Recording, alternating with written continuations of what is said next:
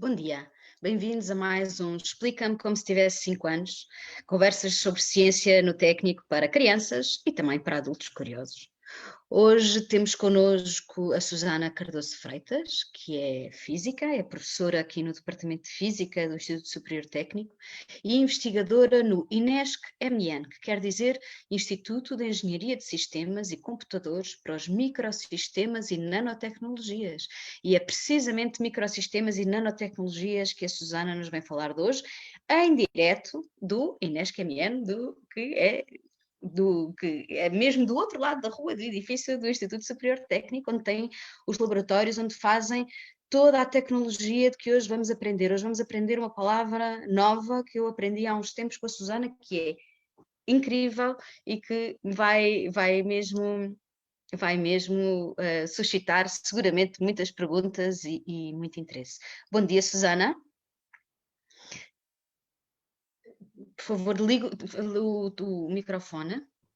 Bom dia, Joana. Ótimo, obrigada. Muito bom dia. É um prazer estarmos em direto com a técnica, em especial agora que já não podemos ir ao técnico, mas podemos vê-lo através de si, do vosso trabalho, que aí estão. Portanto, hoje de manhã gostávamos mesmo que nos começasse por responder à pergunta de porque é que os computadores são cada vez mais pequenos. Foi este o desafio que nós lançámos. E, por favor, conte-nos como é que estes microsistemas e esta nanotecnologia nos ajuda a conseguir ter computadores mais pequenos. Sim, senhor. E, portanto, a pessoa começa a falar de nanotecnologias, mas encrava logo nas macrotecnologias, que é como utilizar estes computadores no dia-a-dia com os periféricos todos que nós temos. Portanto, eu vou pôr agora a minha apresentação, onde vou poder mostrar-vos com algumas imagens mais apelativas do que a minha cara, para vocês todos perceberem de que é que eu estou a falar. E, portanto hoje vamos falar da palavra-chave. A palavra-chave hoje é spintrónica, que é uma palavra que se calhar muitos de vocês nunca ouviram falar, até eu própria nunca tinha ouvido falar neste tema antes de estudar, já na universidade. Portanto, acho que é interessante nós explorarmos o conceito começando pelo básico. E o básico é spintrónica, o que é? Portanto, a spintrónica é uma palavra que mistura duas partes, mas que é muito parecido com a eletrónica. E a eletrónica nós todos conhecemos, desde pequeninos, que ouvimos falar nos componentes eletrónicos, da eletricidade, portanto, esta palavra não é de todo estranha. E alguns de vocês, se estiverem já na escola, em anos um bocadinho mais avançados, no quarto, quinto, sexto ano, já sabem certamente que a eletrónica está relacionada com a eletricidade e a eletricidade está relacionada com o movimento de cargas elétricas no material. Portanto, se nós tivermos um fio elétrico, que é um exemplo que nós vemos aqui, um fio elétrico que está protegido com plástico para nós não apanharmos um choque, dentro deste fio elétrico nós temos os átomos, que são estas bolinhas cor de laranja, mas depois temos os eletrões. Até aí tudo bem, mas depois o que é que acontece quando nós ligamos um fio elétrico à corrente? O que acontece é que nessa altura os eletrões vão ficar todos muito bem organizados e vão se deslocar de um sentido para o outro. E é isso que nós usamos para alimentar os nossos circuitos elétricos e os nossos eletrodomésticos e todos os nossos aparelhos eletrónicos com que nós usamos todos os dias. E, portanto, começámos com a eletrónica e falámos do movimento dos eletrões. Mas, por outro lado, os eletrões são objetos muito interessantes. Os eletrões não se vêem, nós vemos o efeito dos eletrões, mas não vemos os eletrões, a não ser com métodos indiretos, que os físicos usam nos laboratórios. Mas o que é que nós sabemos e o que é que os cientistas sabem sobre os eletrões? Sabem que os eletrões não têm só uma carga elétrica. Os eletrões também rodam sobre si próprios. E, portanto, o conceito associado a rodar sobre si próprios, e alguns de vocês conhecem a palavra peão ou spin. O spin, os meus filhos, por exemplo, têm muito aqueles, atualmente chamam-se os fidget spinners, que são exatamente os objetos que rodam com uma velocidade enorme sobre si próprios e podem rodar num sentido ou noutro. E, portanto, os físicos associam essa característica que os eletrões têm espontaneamente, sem que nós precisarmos de fazer nada, de rodar numa direção ou rodar noutra. E os físicos chamam-lhe essa propriedade o spin. E, portanto, eu vou usar a palavra spin como uma característica que os eletrões têm de rodar ou no sentido positivo, ou numa das direções, e nesse caso chamamos de spin down, ou seja, o spin para baixo, ou rodar no sentido oposto, e nesse caso o spin está dirigido para cima, ou seja, o spin up. Portanto, vem muito do inglês porque os cientistas trabalham universalmente, internacionalmente, e portanto nós habituámos muito a trabalhar com linguagens universais, e o inglês em tecnologia funciona muito bem. E, portanto, este é o conceito que nós agora vamos adicionar à eletrónica convencional, ou seja, os eletróns vão percorrer um fio elétrico, mas também tem um spin. O que é que nós vamos fazer com esse spin? E então, este é um conceito-chave, este é o slide mais difícil da minha apresentação toda, que é o seguinte: imaginando agora que o que é o metal? O metal, ou os materiais que nós usamos, é todo constituído por átomos. E agora imaginem que destes átomos que nós temos, que constituem a nossa matéria, destes átomos, alguns deles são magnéticos. O que é que acontece se eles forem magnéticos? Se eles forem magnéticos, nós sabemos, ou podemos associar-lhes uma setinha. Esta setinha que vocês estão aqui a ver a branco, significa que é a magnetização destes materiais. Cada átomo tem uma magnetização. E, portanto, nós, para simplificar, como os ferros são materiais magnéticos, eles alinham-se todos uns com os outros, é como os ímãs. Se vocês tiverem dois ímãs um ao lado do outro, eles vão se alinhar e vão ficar colados, portanto vão ficar como se fosse só um magneto único. É o que acontece aqui neste caso. Vários átomos, cada um com uma magnetização, no fundo, todos eles vão ficar com uma magnetização única, que se representa com uma seta grande que abrange esta camada inteira de átomos. E assim mesmo para este material magnético. Os outros que não são magnéticos não têm esta setinha de magnetização. Agora, o que é que acontece? Se nós injetarmos corrente elétrica, ou seja, se nós deixarmos que os elétrões passem, ou digamos este material à corrente elétrica, nós vamos deixar que os elétrões, a percorrer todos estes espaços vazios, vão de um lado para o outro. O que é que acontece quando os elétrões vão de um lado para o outro? O que é que nós temos? Temos um conjunto de elétrões spin down, outros conjuntos de elétrões spin up, que é o que temos sempre, metade está a rodar para um lado, metade está a rodar para o outro, mas depois, quando estes elétrões ficam perto dos átomos que são magnéticos, eles vão ficar alinhados com essa magnetização daqueles átomos. E, portanto, só aqueles elétrões que estão paralelos, ou seja, que estão alinhados e que estão alinhados com esta magnetização, vão continuar o percurso deles ao longo do fio. Os outros ficam ali acumulados e vão desaparecer de outras maneiras, que eu não vou explicar aqui. Portanto, o que é que acontece? Nós vamos ter uma maneira de saber se os spins estão para cima ou são para baixo, se pusermos materiais magnéticos no meio dos nossos fios elétricos. E é isso que nós fazemos. Mas fazemos isto funciona se for com átomos, não funciona com magnetos muito grandes. E é por aí que nós depois vamos conseguir fazer dispositivos muito úteis. Portanto, para vocês perceberem como é que se usa isto de uma maneira prática e porque é que isto ficou tão importante. Imaginem que nós temos os materiais magnéticos, temos um disco rígido, um disco de um computador. E no disco do computador a informação é gravada em bits. Vocês se calhar já ouviram falar nos bits zeros e uns que os computadores ligam e interpretam. E, portanto, o que é um 0 e 1? Se nós virmos uma imagem magnética do disco do computador, esta imagem magnética tem estes pontinhos mais escuros e os mais clarinhos, e então cada escuro e clarinho é um 0 e um 1. E que, da linguagem de física, ou a linguagem de spintrónica, significa que os escuros têm a magnetização dos átomos, estão numa direção, e, por exemplo, assim, e os clarinhos estão na direção oposta. E, portanto, nós vamos ter um conjunto de bits cada vez mais pequeninos. Portanto, qual é que é o desafio?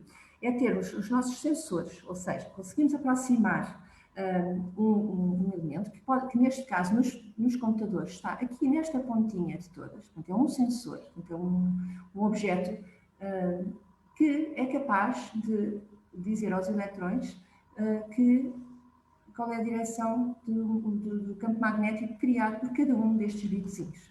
E, portanto, se nós fizermos, isto é uma imagem muito técnica, que se calhar é difícil de perceber, mas vocês conseguem entender o conceito. Se tivermos um conjunto de bits embaixo do nosso sensor, que é isto é o nosso sensor, nós conseguimos depois ir lendo a informação que está gravada nesse disco. E, portanto, no fundo, qual foi a evolução dramática que a spintrónica veio trazer? A spintrónica veio permitir aos investigadores fazer a leitura de bits cada vez mais pequeninos. E aqui vemos que os bits são muito próximos, e aqui se calhar também há mais bits, mas os nossos olhos não conseguem ver. Porque começa a ficar tão pequenino, e começa a ir a uma área de visão que temos que ver com microscópios de muito alta resolução e, portanto, já não conseguimos vê-los visualmente. Aliás, este disco está cheio de bits e nós já não conseguimos vê-los. Portanto, são muito pequeninos, parece todo liso, mas no fundo está cheio, todo preenchido de informação que os nossos olhos não veem, mas que o sensor spintrónico consegue ver. E, portanto, como é que nós conseguimos fazer coisas tão pequeninas? E aqui vocês olham para esta fotografia e veem, isto aqui sou eu, lá embaixo na sala limpa, onde eu estou todos os dias da minha semana, a trabalhar numa máquina que me permite fazer chips. E estes chips são feitos nestas bolachas, chamam-se bolachas de silício ou placas de silício, e aqui temos milhões de sensores spintrónicos que são feitos a partir de átomos magnéticos e não magnéticos, que é o que vocês veem aqui. Portanto, cada linha destas que vocês veem são linhas de átomos muito bem organizadinhos, portanto, isto é tudo átomos, e as cores diferentes, portanto, este mais escuro e este mais claro, significa que são materiais com composições diferentes. Num caso temos materiais magnéticos, no outro caso temos materiais não magnéticos. E, portanto, o que eu falei agora numa sala limpa, o que é uma sala limpa? Uma sala limpa é um laboratório especial, onde são produzidos os nossos chips. E porquê é que precisamos que a sala seja limpa? Precisamos que a sala seja limpa e nós próprios, porque a sala não é só mais lavada, mas aqui temos filtros cá em cima no teto, temos um chão especial e as pessoas estão vestidas com roupas especiais. E isto é importante, porquê? Porque nós não queremos que haja pó em cima dos nossos circuitos. Porquê é que é tão importante o pó? Nós temos pó na comida e não nos faz mal, certo? Nos objetos que nós manipulamos todos os dias. Mas num chip começa tem muita importância o pó. Porquê? Isto é uma imagem, uma fotografia de um chip. O chip está aqui no meio e vocês depois podem ver aqui estas pintinhas. Estas pintinhas não são só defeitos da fotografia. Não são de todo defeitos da fotografia. Isto é pó. Durante os poucos minutos em que eu trouxe este chip à sala normal, uma sala cá fora do laboratório, e tirei-lhe uma fotografia. E quando se tira fotografias, aqueles poucos minutos foram suficientes para ficarem depositados muitas partículas em cima da nossa amostra. E, portanto, o que é que acontece? Os nossos sensores spintrónicos e toda a microeletrónica têm dimensões muito pequeninas. E, portanto, se nós tivermos esta partícula de pó em cima do nosso chip, o chip já não vai funcionar. É o exemplo que nós vemos aqui, várias linhas com os circuitos eletrónicos, são linhas de corrente elétrica, e depois em cima temos estas partículas de pó e ácaros, etc., que aparecem e que nós não queremos que apareçam. E por isso é que a nanotecnologia é tão importante. E agora, falando de nanotecnologia, nós estamos a trabalhar numa área que se viu muitas evoluções ao longo dos últimos anos. Eu, quando entrei para a universidade, quando tinha a vossa idade, não havia telemóveis. E eu, quando entrei para a universidade, o telemóvel que eu tive, portanto, já era crescidinha, e eu um telemóvel deste tamanho. Portanto, o meu telemóvel quase não cabia no meu bolso. Eu tinha uma carteirinha para pôr o telemóvel. E atualmente, vocês todos veem telemóveis cada vez mais pequeninos e mais finos, portanto, muito mais elegantes, mais fáceis de transportar. E porquê? Portanto, a razão dos telemóveis serem mais pequeninos é quase a mesma para os computadores serem mais pequenos também. E porquê? Se vocês olharem para estes objetos e se pensarem um bocadinho, se forem a um museu de eletricidade ver como é que estes objetos eram feitos e o que é que era preciso para que o telemóvel funcionasse, se vocês desmontarem esta caixa, que é quase tudo plástico, é plástico porquê? Para proteger muitos circuitos. E aqui à esquerda, nesta fotografia, é uma fotografia daquilo que aparece dentro destes telemóveis ou dentro destes aparelhos eletrónicos há muitos anos. Ou seja, vemos fios e condensadores e resistências, portanto, são objetos que eram todos soldados numa placa, tudo muito grande. E, claro, ocupa espaço. Portanto, com o tempo, o que é que as pessoas perceberam? Que um condensador e uma resistência, portanto, que são os building blocks da eletrónica, estes objetos, que têm alguns centímetros de tamanho, podem ser todos feitos com nanotecnologia. Ou seja, nós podemos reduzir o tamanho deles e fazê-los funcionar só a partir dos átomos, não a partir de filmes massivos, portanto, blocos massivos. Portanto, isto é um exemplo de um condensador que tem alguns centímetros de tamanho, alguns milímetros de tamanho, e tem que estar protegido com uma carapaça plástica. No fundo, a nanotecnologia pode fazer um condensador muito compacto, com alguns micrómetros de tamanho, portanto, com menos do que o diâmetro do nosso cabelo. Vai através do empilhamento de átomos isoladores e metálicos. A mesma coisa com resistências. Uma resistência pode ser feita com um conjunto de átomos que faz uma serpentina e isso é uma resistência. Tudo isto feito em cima de um chip.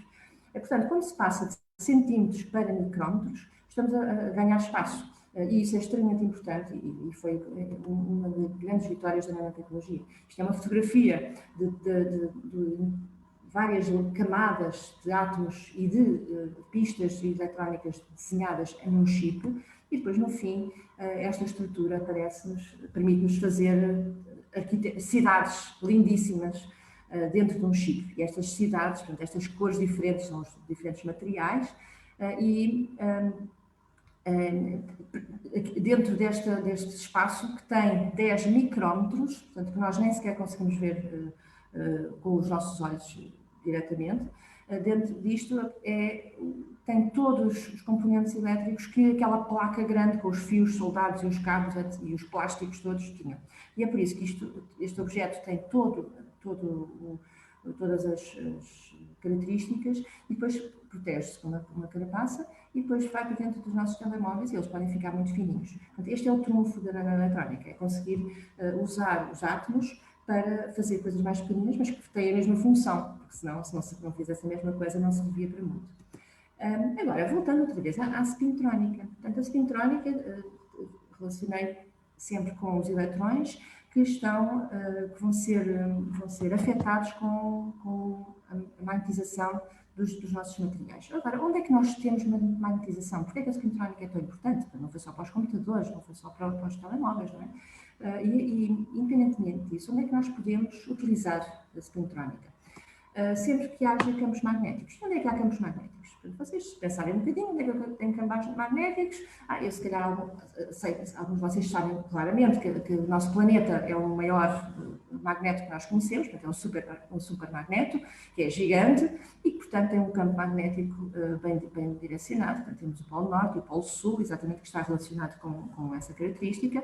Mas depois também temos materiais muito, muito interessantes e nós conhecemos muito bem os ímãs. Portanto, os magnetos que nós temos, por exemplo, colados ao frigorífico ou que são ou nos fechos das portas, são feitos de materiais que são ferromagnéticos e, portanto, se nós aproximarmos uma bússola, vemos que a bússola vai rodar. No caso dos plásticos ou de outros materiais que não são, ou outros metais que não são magnéticos, a bússola não vai fazer nada, vai ficar alinhada à mesma com o polo da Terra. E, portanto, existem materiais magnéticos muito interessantes e são esses que depois são usados em nanotecnologias. Agora, temos que passar de uma pedra deste tamanho, e assim feiosa, para átomos. Portanto, e é isso que a nanotecnologia faz e é isso que nós conseguimos fazer numa sala limpa e, por exemplo, aqui no INESC fazemos. E agora, só para vocês perceberem quão difícil é encontrar materiais magnéticos, se vocês pensarem um bocadinho na tabela periódica. E a tabela periódica é uma palavra que os alunos que têm estudo do meio, não, fisicoquímica, isto é fisicoquímica, talvez a partir do 7º, 8º ano, começam a olhar para uma tabela que tem todos os elementos que se conhecem na natureza. E, portanto, os elementos, que podem ser alguns muito conhecidos, como o oxigênio, o carbono, o silício, o alumínio, etc.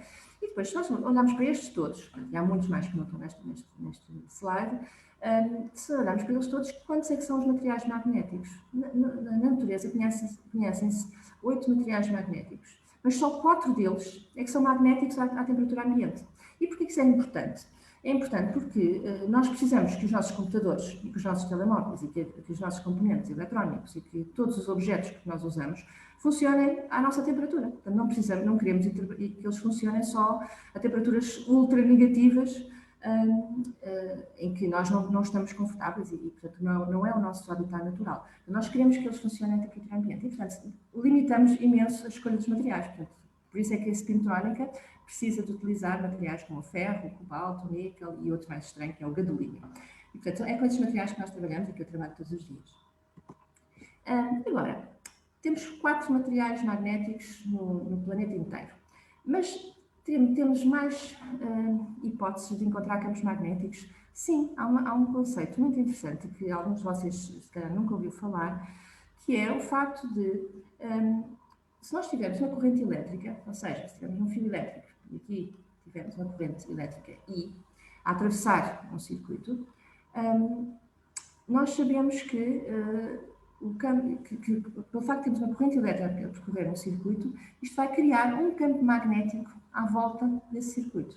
Portanto, isto é algo que os cientistas sabem há muito tempo, que os físicos estudaram intensivamente e estudam intensivamente. Têm equações complicadas para calcular o campo magnético em todos os pontos do espaço e ver como é que afeta, como é que o campo magnético funciona ao lado de um fio elétrico, mas, portanto, é um conceito que existe e que nós vivemos com isto todos os dias. Portanto, se nós tivermos um cabo elétrico ao pé de nós, temos sempre um campo magnético.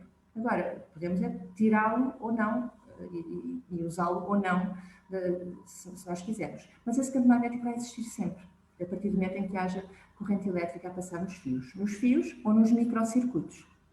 Pronto, e é isso exatamente que nós exploramos na nanoeletrónica. Se nós temos os nossos chips e circuitos, de tudo e mais alguma coisa, spintrónicos ou não, nós podemos sempre juntar, numa zona do chipzinho, podemos sempre juntar um sensor spintrónico.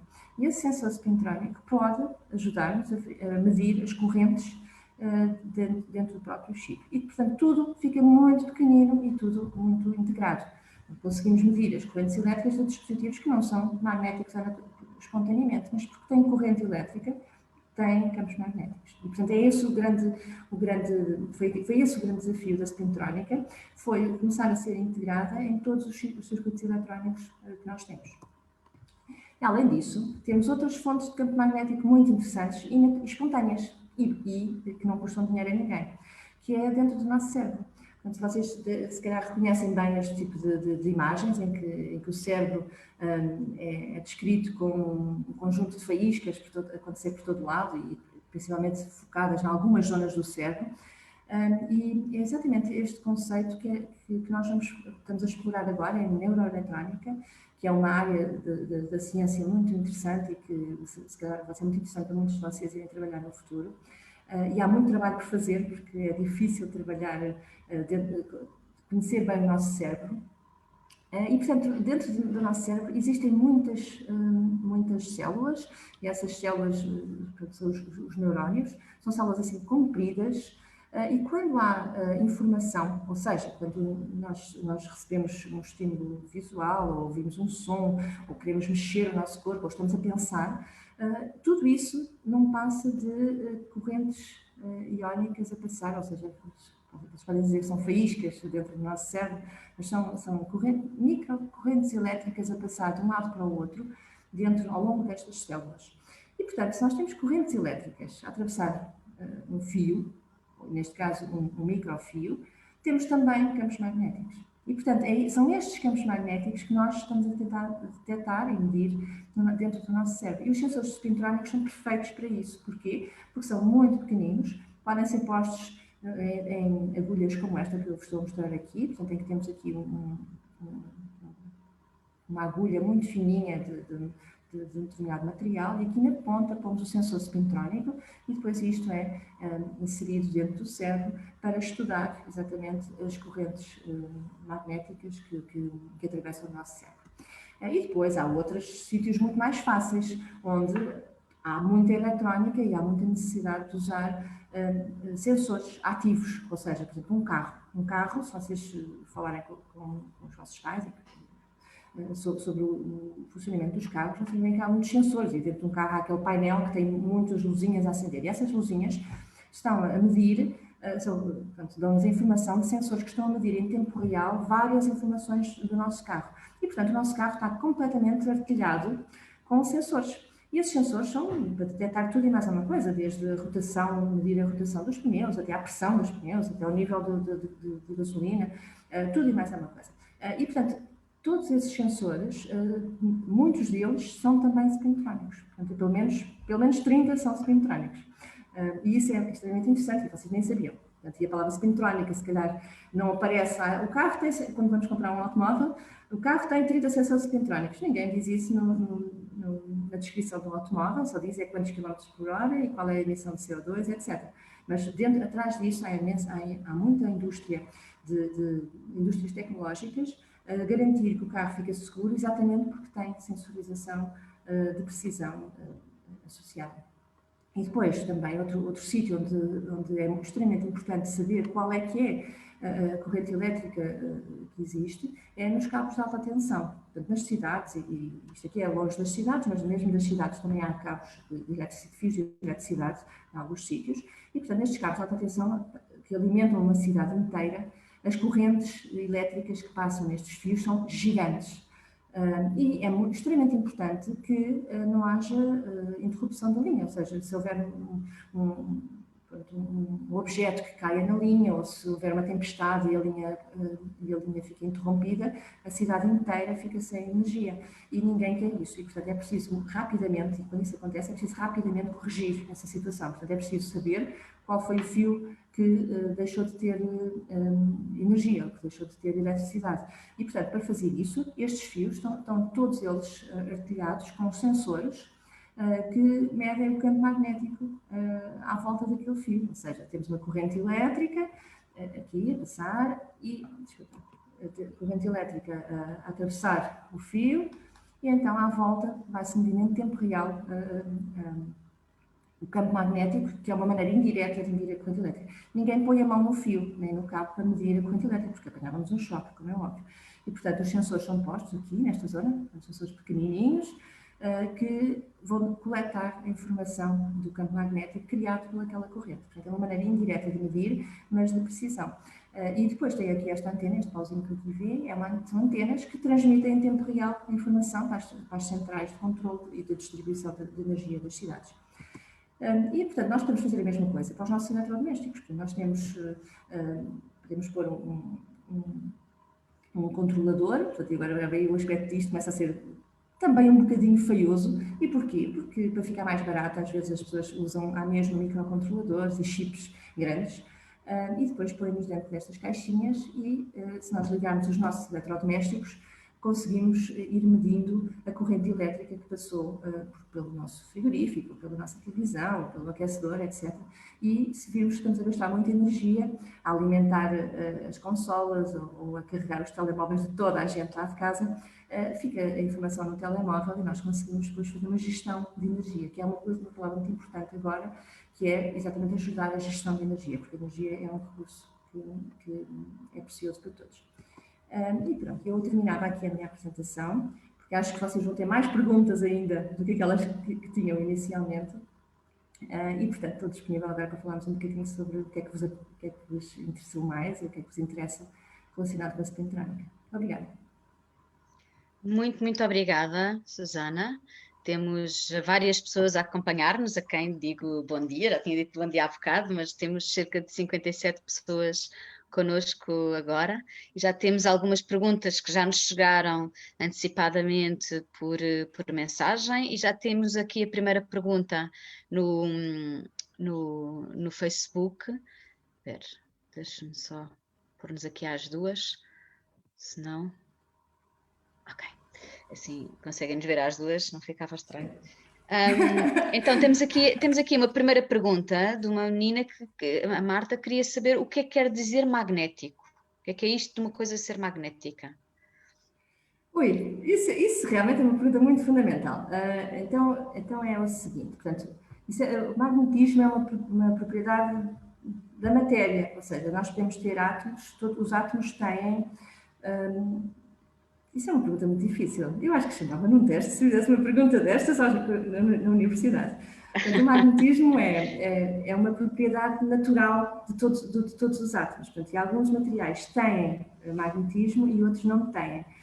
E, portanto, o que podes pensar é se os materiais forem magnéticos, ou seja, se os átomos forem magnéticos, nós conseguimos que eles fiquem alinhados, ou seja, fiquem paralelos uns com os outros, pela força magnética. Se eles não forem magnéticos, se puserem dois átomos ao lado um do outro, eles não se vão colar um ao outro.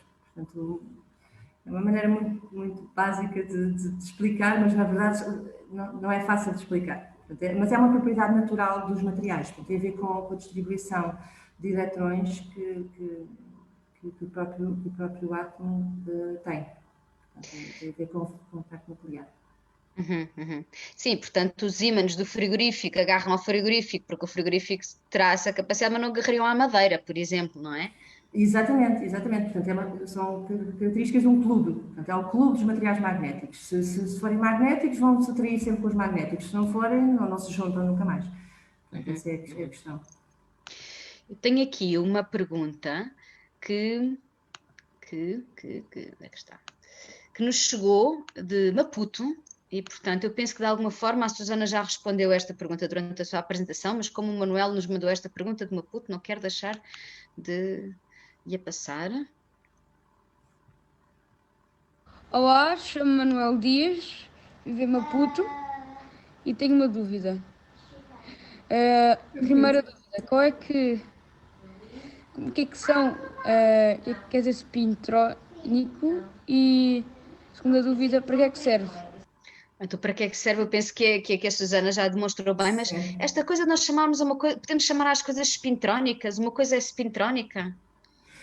Pronto, a questão é, nós podemos chamar nanoeletrónica, por exemplo, se estivermos a trabalhar com dispositivos que usam a carga elétrica, portanto usam a carga do eletrão, à nanoscala. A spintrónica usa também o spin do eletrão, ou seja, e o spin do eletrão só nos interessa quando estamos a trabalhar com magnetismo, porque senão o spin não é relevante, não é? Porque se estivermos a tratar de eletrónica num material condutor, só cobre, por exemplo, ou cobre, alumínio ou ouro, que são os bons condutores que normalmente as pessoas conhecem, nesse caso o spin é irrelevante, nós não conseguimos diferenciar o spin down e o spin up.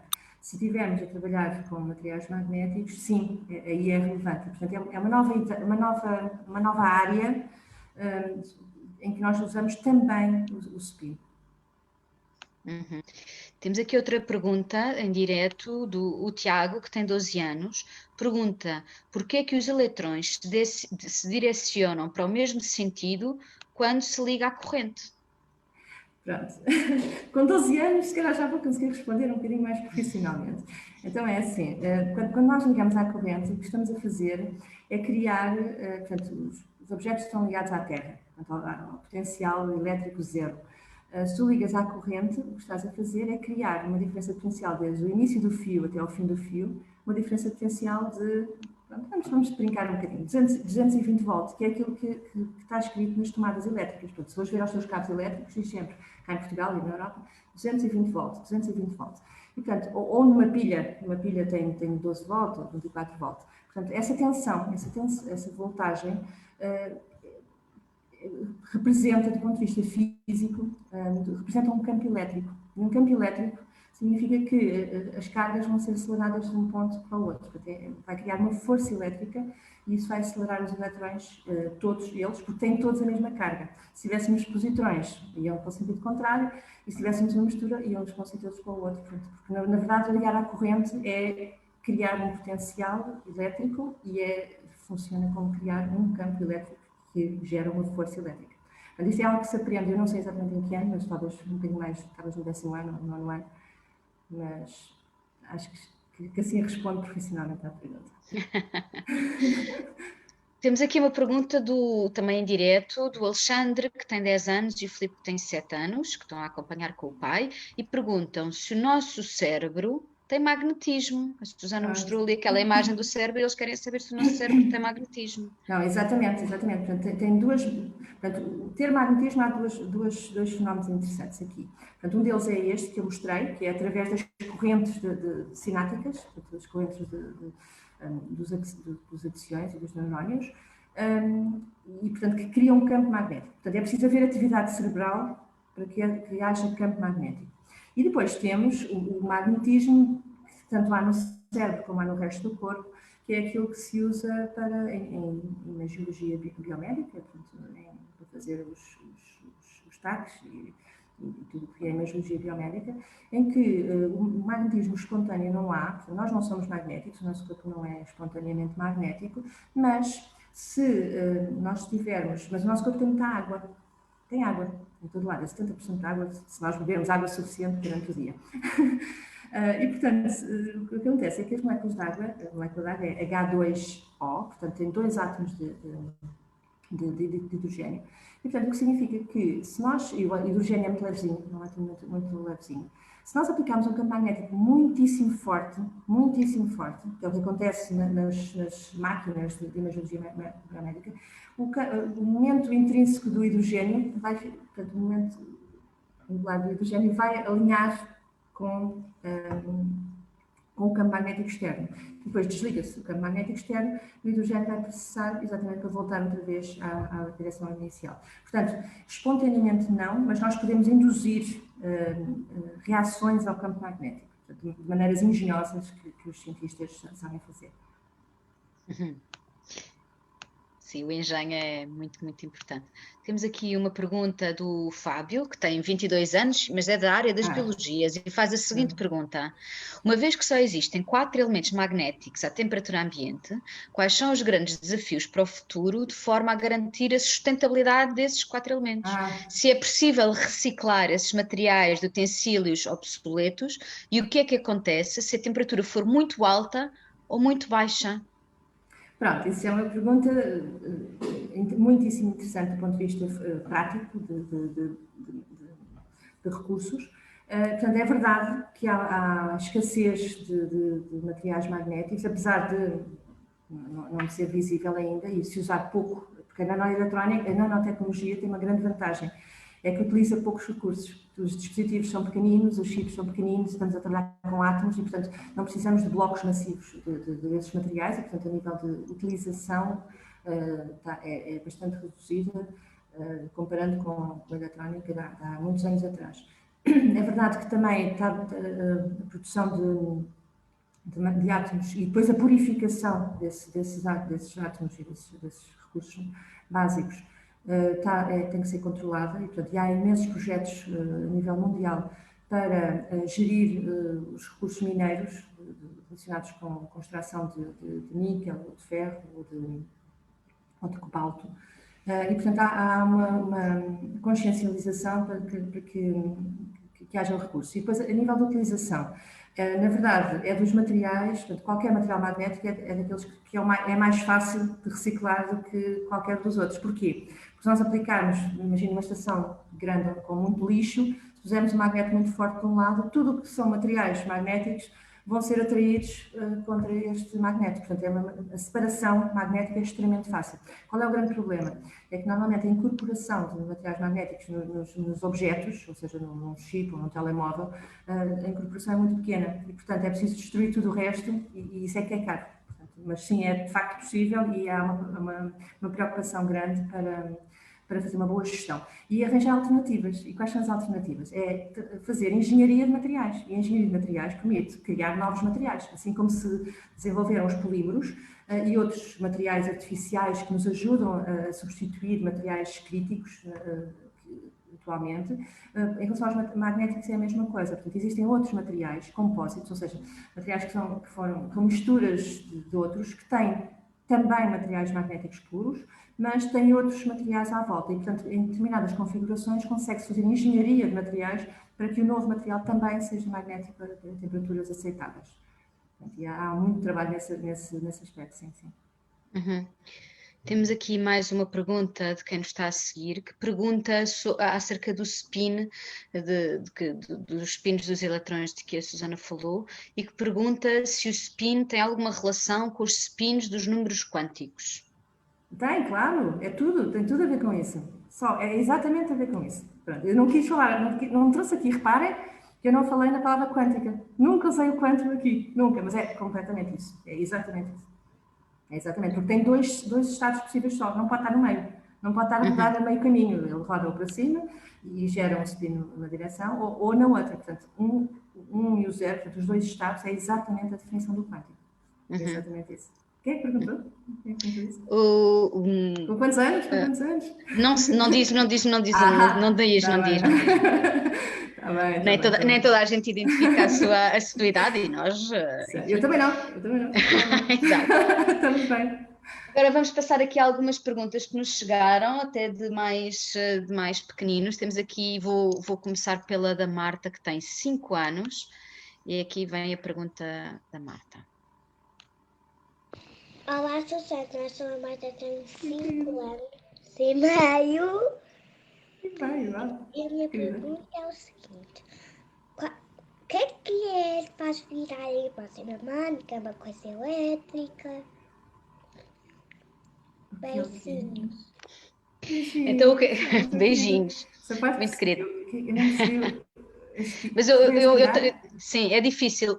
Aquilo que ela quer saber se é o que é que faz rodar a imagem do tablet. Se é uma coisa mecânica ou se é uma coisa elétrica, porque é que a imagem roda? Se é uma coisa mecânica ou uma coisa elétrica?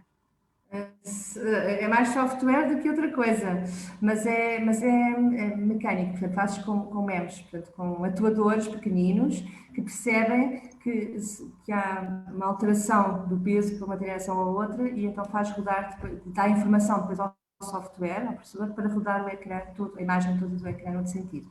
Os telemóveis podiam ter também, e há também tecnologia equivalente, usar os sensores espintrónicos exatamente para corrigir a posição, mas costuma-se fazer isso, por exemplo, em satélites. As naves espaciais têm magnetómetros, ou seja, sensores de campo magnético, para corrigir, para saber exatamente para que direção é que a nave tem que se dirigir, portanto, em relação ao campo magnético da Terra. Isso sim é usado para posicionamento automático. Nos telemóveis podia também ser usado, mas é mais barato usar outras tecnologias e é por isso que as outras são mais conhecidas. No fundo será uma mistura de coisas, não é? É uma coisa mecânica de sensor de movimento Sim, que depois liga à parte eletrónica e no fundo é a spintrónica que faz com que isto aconteça, não é? Também. Muito bem, agora temos aqui mais perguntas complicadas, temos aqui... Portanto, já percebi que a Marta está sempre a deixar cair o telemóvel. Pois, está a ser um problema. E aquilo já está sempre a rodar para o outro lado. Tenho 11 anos. Agora temos aqui o João, que tem uma pergunta um pouco complexa, não sei se a Susana vai conseguir responder a esta, que parece-me complicada, mas vamos lá ver. Olá, meu nome é João e tenho 11 anos. E a minha pergunta é o seguinte: se usar-se uma espécie de adaptação para a energia spintrónica em energia nuclear, o que acontece? Por exemplo, fica mais instável, fica mais controlada, fica mais poderosa, fica mais fraca. É isso que eu preciso de saber. Ele precisa de saber, não é? Muito Faz algum sentido misturar aqui a spintrónica com a energia nuclear? É assim, se nós formos físicos fundamentais, sim, faz sentido e tem tudo a ver, claro que tem tudo a ver. Portanto, eu aqui percebi que a associação de ideias está perfeitamente correta. Portanto, nós temos, porque o magnetismo tem a ver também com isso, não é? Tem a ver com o que se passa no núcleo, com o próprio átomo e da parte da carga do próprio átomo. Agora, transformar isto em energia, portanto, a associação de ideias é interessante, portanto, a parte de energia, no fundo, a parte de energia nuclear funciona porque se está a olhar para a ligação entre os átomos e estamos a destruir essas ligações e isso produz energia que nós estamos a utilizar, mas é não reversível, portanto, é irreversível, nós não conseguimos depois voltar a colar outra vez os átomos porque precisamos de energia para isso. No caso de spintrónica, portanto, a parte da rotação, da magnetização num sentido ou no outro, sim, precisa de energia, mas são sempre processos reversíveis. Portanto, no fundo, não dá para gerar energia infinita, não é? Portanto, quando muito alguns dispositivos spintrónicos estão a ser estudados para conseguir captar energia do ambiente, ou seja, nós temos campos magnéticos sempre à nossa volta, porque temos o campo magnético terrestre e temos interferências dos dispositivos elétricos à nossa volta. E se nós conseguirmos recuperar essa energia magnética para dentro de um chip, isso era muito interessante. Portanto, é uma área que está a ser um bocadinho explorada, que é tentar recuperar campos magnéticos que existem à nossa volta e utilizá-los dentro de um chip. Portanto, há algumas coisas que se poderão fazer, mas não é no mesmo sentido da energia nuclear. Portanto, é mais no sentido de captação de energia, mais do que gerar energia. Isto não se responde a estas perguntas. São São difíceis, muito são difíceis. E aliás, devo exortar já as pessoas que estamos quase a chegar ao fim, portanto, quem tem perguntas prementes é agora ou nunca, temos 10 minutos para acabar. Tenho aqui mais uma pergunta que nos chega do Zé, que faz esta pergunta para a Susana. Olá, o meu nome é Zé, tenho 10 anos e a minha pergunta é o seguinte. O arco reator podia ser reproduzido na vida real? É o motor que impede que os estilhaços de órgãos se aproximem do coração partido do Iron Man, literalmente. Ou seja, o Iron Man, não sei se a Susana conhece, tem uma mão assim e tem um fato, e este arco reator é uma coisa que está no peito e que se carrega no botão e que impede É genial, impede que os órgãos internos, eu tive de perguntar porque eu não sabia, que impede que os órgãos internos saiam e que as balas entrem. E portanto, aquilo que é dito é que a nanotecnologia é que faz isto tudo. Se isto é possível, a nanotecnologia fazer alterações e fazer de nós super-heróis. A nanotecnologia pode fazer super-heróis de nós? Sim, isso pode sempre, não precisamos de um fato de ferro, porque ser super-herói está dentro da cabeça. Agora, em relação ao Iron Man, o Iron Man é genial, também é o meu super-herói preferido, adoro, acho que é inteligente, genial, tem tecnologia, não anda só ali a voar. Portanto, em relação ao Iron Man, eu não sei muitos detalhes do filme, nem das lutas, etc. Agora, o arco reator, aquilo que tem aqui no peito, não é? Quando carrega, vai ativar a armadura. Pronto, isso de facto tem muito a ver, ou pode ter muito a ver com nanotecnologias, e acho que o facto mesmo foi feito com tecnologia real, portanto, não são só efeitos especiais. Algumas coisas, claro. Então, a ideia por trás disso, pelo que eu percebo, é que quando se carrega aqui, vai-se ativar a eletrónica, portanto, vai-se ligar algum componente que, segundo o filme do Iron Man, vai começar a libertar aquilo que eles chamam, acho que é os nanitos, portanto, são nanorobôs que depois vão se espalhar depois pelo corpo devagarinho, portanto é um fluido, é um líquido, é como se fosse um líquido metálico que se vai espalhar pelo corpo e que aos bocadinhos vai solidificando os objetos na proximidade, ou seja, se passar ao pé do coração vai solidificar os tecidos moles, não é, naquela zona, e ao solidifica com uma liga de titânio super XPTO, que protege das balas e que deixa que os órgãos depois ajuda a solidificar os órgãos, de maneira que depois eles, quando vai aquelas implosões todas, o senhor sobreviva. Pronto, isto é um bocado fantasioso, mas o conceito que está por trás daqui é genial, não é? Portanto, é termos materiais que vão inteligentemente, são pequeninos o suficiente para penetrarem nos tecidos e ao longo do nosso corpo, sem nos matarem rapidamente, não é? Porque, no fundo, isso também aconteceria, mas, portanto, que vão para as zonas estratégicas do nosso corpo, reforçá-las, solidificando com metal ou blindando de radiação, etc. Portanto, o conceito por trás tem tudo a ver com a nanotecnologia, que é exatamente a movimentação de objetos dentro do nosso corpo que vão ajudar a fortalecer partes fracas e em situações muito agrestes, muito irregulares. Portanto, eu não tomava um copinho de nanitos, mas pronto, para o Iron Man funciona, vamos deixá-lo testar, fazer a qualificação do fato. Sim, sem dúvida. Olha, posso lhe dizer que o Ribeiro John, que fez há bocado a pergunta dos spins, tem 19 anos para saber. Muito obrigada pela pergunta. Temos uma pergunta que nos chegou para o WhatsApp, que nos perguntam o que é que a Susana em concreto e o seu grupo de investigação, ou bem, nós no técnico, o que é que fazemos em spintrónico? O que é que nós estamos a fazer o spintrónica no técnico?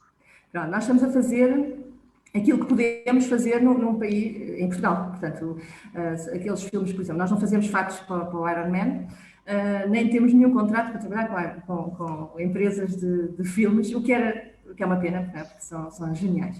Portanto, o que é que nós fazemos aqui? Nós temos uma sala limpa, ou seja, podemos fazer chips a partir de materiais magnéticos ou não. Portanto, nós fazemos os chips E, portanto, temos uma equipa gira de pessoas como vocês, curiosas, que gostam de trabalhar nestas áreas, e que se dedicam a desenhar e a fazer e a testar novos dispositivos spintrónicos. Novos e velhos, porque nem sempre as coisas o que nós fazemos nem sempre é inovador. Muitas vezes fazemos algo que temos clientes que nos estão a pedir, olha, vocês sabem fazer isto tão bem, então façam-nos lá alguns sensores porque nós precisamos de os pôr numa mão robótica, ou precisamos de os pôr nos postos de alta tensão, ou precisamos de os pôr nos eletrodomésticos. Portanto, e nós temos, de facto, fazemos a parte de desenvolvimento e fazemos novos sensores spintrónicos, com novos desenhos feitos com canhões de eletrões, canhões de íons, que nos ajudam a desenhar arquiteturas muito giras com os átomos. E depois temos também a parte da aplicação, ou seja, temos pessoas que nos dizem, olha, nós sabemos que a spintrónica é interessante, vamos fazer um sensor giro em conjunto? Vamos, sim senhor. E então trabalhamos com eles para ajudar a fazer um sensor até ao fim, ou seja, a partir de uma bolacha lisa, não há nada, e nós vamos depois construindo o chip todo, depois no fim daquele chip vamos ajudar o cliente a integrar o chip num sítio interessante, que até pode ser meio flexível, pode ser uma mão a ponta de um dedo do robô, várias outras coisas. Portanto, fazemos um bocadinho de tudo, mas trabalhamos no desenvolvimento muito aplicado.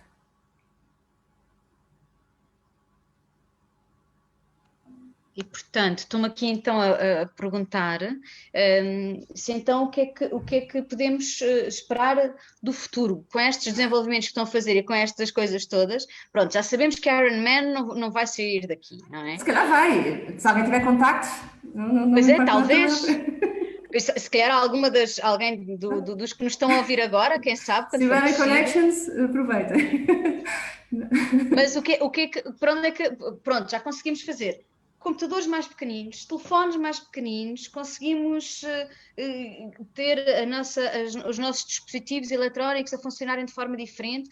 O que mais podemos esperar? A Susana falou um bocadinho disto, de facto, na sua apresentação, das aplicações biomédicas e de tudo isso, mas se calhar coisas concretas que acha que podem vir a acontecer e que a spintrónica... Bom, lembro-me, desde que a Susana me falou de spintrónica, nunca mais deixei de pensar nela e de falar nela a toda a gente, porque de facto está por todo lado e mudou as nossas vidas mesmo. A spintrónica mudou as nossas vidas. Como é que a Susana acha que mais coisas pode mudar as nossas vidas a spintrónica? Não, há aqui muita coisa ainda por fazer, e aquilo que há por fazer é aquilo que é difícil, não é? Porque demonstrar que funciona já está feito há alguns anos e estamos continuamente a trabalhar nisso. Agora, há imensas coisas que não estão feitas e, por exemplo, algo como a parte de energia, portanto, captar energia e saber usá-la inteligentemente, ou seja, pôr dispositivos que, por exemplo, nós pomos aquelas antenas, aqueles sensores que têm uma antena nos fios de cabos de alta tensão. Os sensores estão lá e a alimentação? Terá que ter uma pilha para serem alimentados? Ninguém quer pilhas, porque as pilhas são péssimas, já ocupam espaço e depois começa a haver escassez de recursos para fazer as baterias. Não é? Portanto, o problema da bateria é péssimo e é um problema que afeta tudo transversalmente. Portanto, se nós conseguirmos que os nossos sensores spintrónicos não precisem de alimentação, ou seja, não precisam de pilha para funcionar, para criar aquela diferença de potencial, quando se liga à corrente, não é? Nós não precisamos de ligar à corrente. Isso é uma das áreas que tem imenso potencial, que é conseguir captar da melhor maneira, de uma maneira eficiente, que não é de todo neste momento, captar campos magnéticos que hajam no ar. Nós temos interferência eletromagnética em todo lado. Nós estamos no nosso carro, ligamos o carregador do telemóvel, temos logo ali ao lado uma correntezinha elétrica gerada que gera um campo magnético. Portanto, por que não estar a coletar constantemente essa energia? Uma roda de um carro a rodar, que é metal a rodar, cria campos magnéticos. E, portanto, nós estamos a perdê-los completamente. Portanto, há imenso campo magnético perdido no espaço, na nossa vizinhança. Portanto, uma das áreas é, de facto, isso, é aproveitar essa energia para autoalimentar os sensores. Porque se eles forem autoalimentados, podem depois ser incorporados dentro dos próprios circuitos elétricos, dos transistores e dos processadores, com custo zero energético. Isso é uma das áreas interessantes. Outra é, obviamente, para a saúde, nas áreas da saúde. Na área da saúde nós estamos a usar isto também para detectar, aqui no INESC, para detectar biomarcadores, portanto, ou partículas, ou bactérias, ou vírus, ou o que for. Porquê? Porque se nós tivermos, portanto, espontaneamente, nada desses objetos biológicos são magnéticos. Mas se nós conseguimos marcá-los cobrir uma bactéria com uma nanopartícula magnética, ela fica colada à bactéria e, portanto, se nós pusermos o nosso chip spintrónico cá em baixo e a bactéria fica lá em cima, imobilizada, com uma gotinha de água ou uma gotinha de sangue posta lá em cima, nós conseguimos detectar se a bactéria está lá ou não está. E, portanto, na área de biomédica existem muitas aplicações interessantes que obviamente, que nós trabalhamos aqui, mas que ainda têm muito para desenvolver. Chegou-nos também aqui uma pergunta muito interessante, eu acho que deve ter a ver com o comentário que eu lhe estava a fazer, que é o que é que não existia no mundo se não fosse a spintrónica? Socorro. O meu laboratório, não sei.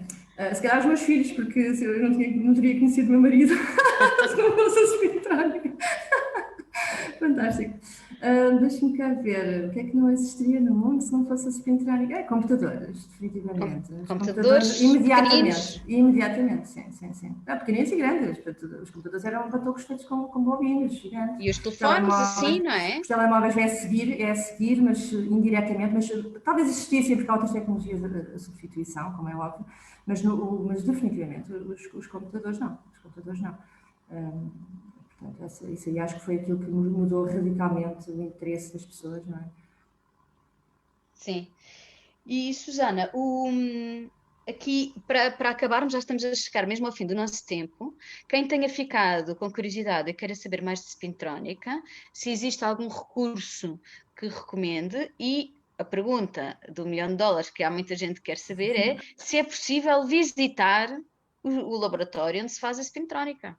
Sim, sim, claro que sim. Nós gostamos muito de receber alunos. Agora, na altura da pandemia, é muito mais complicado, mas nós estivemos sempre abertos, sempre com muita reserva. Portanto, para visitantes externos vai ser um bocadinho complicado. Temos que fugir à pandemia e esperar que as coisas acalmem um bocadinho.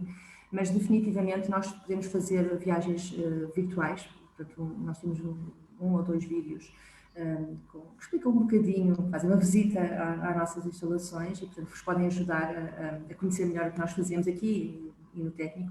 Os alunos do técnico, por exemplo, têm acesso direto à nossa infraestrutura e, portanto, é só dentro de cadeiras, disciplinas de opção, um trabalho de curiosidade, introdução à investigação, por exemplo, podem vir falar connosco e nós damos bibliografia dedicada e ajudamos a fazer qualquer coisa lá embaixo na sala limpa.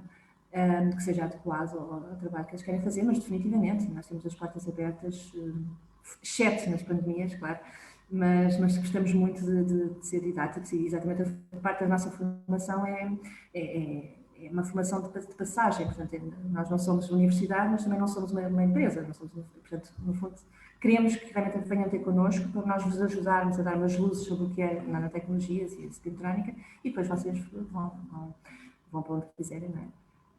É isso. Mas falem connosco quando quiserem, claro. Muito obrigada, Susana. Foi uma conversa maravilhosa, uma hora que passou a correr, ficámos a saber. Ironman incluído. Ironman incluído. Pode ser que do futuro possamos vir a ter um Ironman. Nós agradecemos muito também a todos vocês que nos acompanharam durante esta hora, nesta manhã. Podem rever esta conversa sempre que quiserem, que ela fica disponível em diferido. Mandem-nos os vossos comentários, as vossas sugestões, as vossas perguntas. Nós voltamos em fevereiro com a Tânia Ramos, do Centro de Estudos de Gestão do Instituto Superior Técnico, que nos vai explicar o que é que acontece ao nosso lixo depois de deitarmos fora. Venham descobrir connosco. Muito obrigada a todos, bom fim de semana e até ao próximo Explica-me como se tivesse 5 anos. Obrigada, Joana, e adeus a todos. Obrigada a todos.